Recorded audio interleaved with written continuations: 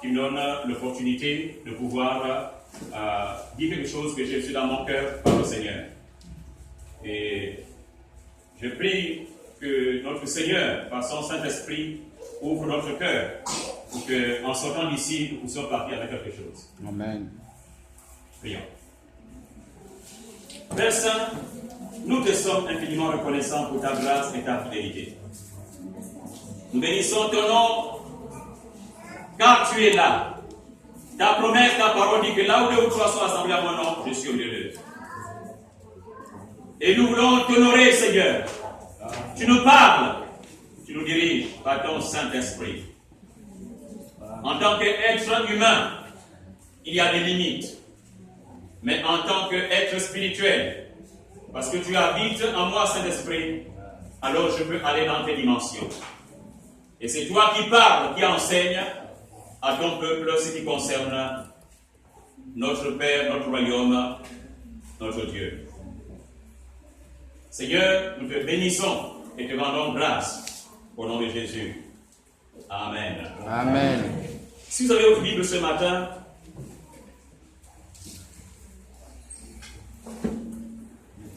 je souhaiterais que vous puissiez l'ouvrir dans le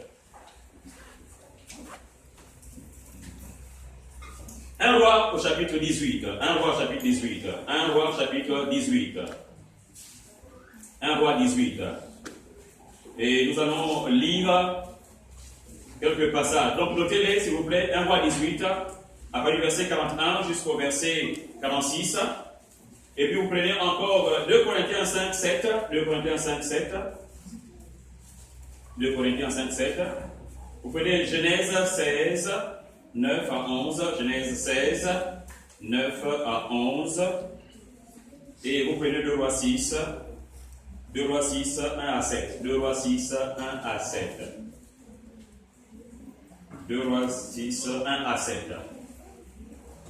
Ok, je reprends juste 1 Roi 18, 41 à 46. 2 Corinthiens 5, verset 7. Genèse 16, 9 à 11. 2 Rois 6, 1 à 7. Je voulais alors commencer avec vous cette lecture de la Bible. Le verset 41 dit ceci.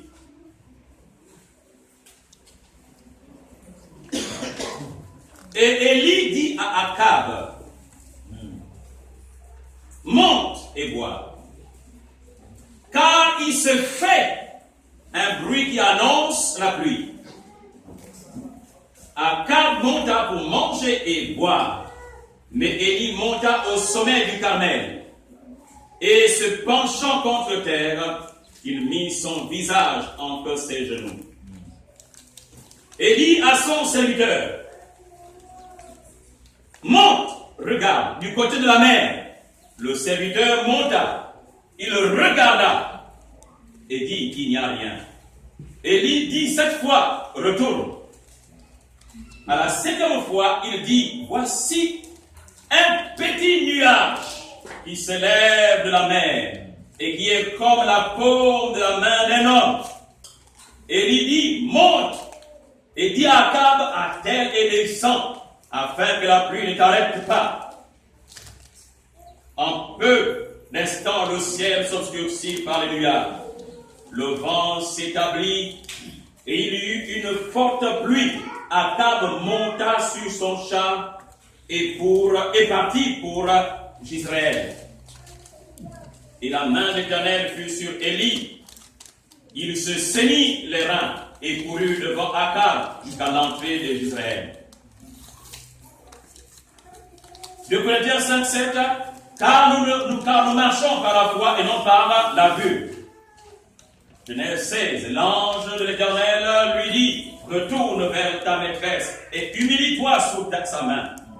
L'ange de l'Éternel lui dit, je multiplierai ta postérité, elle sera si nombreuse qu'on ne pourra la compter. L'ange de l'Éternel lui dit, voici tu es enceinte, tu enfanteras un fils à qui tu donneras le nom d'Ismaël, car l'Éternel t'a entendu dans ton affliction. 2 Corinthiens 6, 1.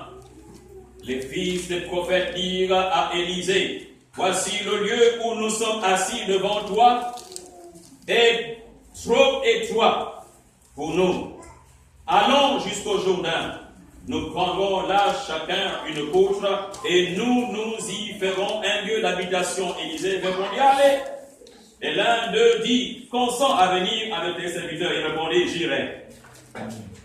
Il partit donc avec eux. Arrivé au Jourdain, ils coupèrent du bois. Et comme l'un d'eux abattait une poutre, le fer tomba dans l'eau. Il s'écria, ah mon Seigneur, il était emprunté. L'homme de Dieu dit, où est-il? Où est-il tombé? Il lui montra la place. Alors Élisée coupa un morceau de bois, le jeta à la même place et il fit surnager le fer. Puis il dit, enlève-le. Et il avança la main et le prit. Amen. Amen. Alléluia. Amen. La Bible nous parle ici de plusieurs histoires. Et nous allons juste ce matin survoler pour prendre les vérités bibliques qui s'y trouvent. Vous vous rendez compte que Israël est en train de vivre une situation assez difficile. Le peuple de Dieu s'est égaré, loin de la face du Seigneur. Et il s'est fait plusieurs prophètes avec un Dieu, Baal. Et les prophètes de Baal ont tellement bien enseigné que le peuple a cru, le peuple d'Israël a cru que Baal était Dieu. Que Baal était Dieu. Donc le peuple est allé dans les montagnes, allé les lieux où il y avait les statues, où il y avait les stèles pour adorer Baal. Mais il y avait aussi en Israël un prophète appelé Élie, avec d'autres prophètes ici et là. Alors Akab va se mettre avec sa femme Jézabel à maltraiter le peuple de Dieu, à maltraiter les prophètes, et il a tué plusieurs. Et un certain homme a caché, qui était donc dans la maison d'Akab, il a caché 100 prophètes. Il les a mis dans les grottes, et il les nourrissait. Et tandis que le peuple était dans la débandade, parce qu'on ne savait plus réellement qui on devait adorer, Dieu, par la bouche de son prophète, va donc proclamer l'oracle. Pendant 3 ans et demi, il n'y en a pas de pluie. Alors, les 3 années ont commencé, la pluie ne tombe plus. Janvier, c'est un moment de pluie, n'est-ce pas? Mais janvier, il n'y a pas de pluie. Mars, il n'y a pas de pluie. Avril, mai, il n'y a pas de pluie. Voici qu'une année est passée. On cherche alors à attraper Élie. Élie s'enfuit. Il s'en va. On maltraite alors les prophètes. Mais il y a une telle calamité, une telle crise grave. Une crise grave en Israël. Et les gens vont auprès de Baal pour dire, Baal envoie la pluie. Et rien ne se passe. Parce que la parole éternelle était déjà sortie par la bouche de son prophète. Mais le prophète n'est plus là. Et voici, le temps est passé. Dieu parle après 3 ans et demi. Dieu parle à son prophète en disant, prépare en Israël. Et quand il parle en Israël, nous trouvons donc sur ce texte que nous avons lu ce matin. Qu'est-ce qui se passe ici? La Bible en parle que Élie va dire à Akab, écoute Akab, parce que lorsque Élie a rencontré Akab, Akab a dit à Élie, c'est toi qui troubles Israël. C'est à cause de toi que les calamités sont arrivées. Il dit, c'est toi. Élie, c'était un prophète de Dieu. C'était quelqu'un qui se tenait dans la vérité. Donc il n'avait pas, c'est pas parce qu'il était le roi qu'il pouvait aller à côté. Il disait au roi, comme Daniel avait dit, roi, mets un terme à tes péchés. Aujourd'hui, quand nous sommes devant les gens qui sont un peu nantis, on commence à dévier. En tant que chrétien, on dit je ne suis plus chrétien. On est dans un bureau quelque part là, en tant que chrétien, on est peut-être secrétaire là. Voici le patron dit, je vais te monter, je vais te grippe. Non! Un enfant de Dieu reste un enfant de Dieu. Peu importe l'endroit. Et cet homme, il a vu le roi, il a dit au roi, c'est toi qui troubles Israël.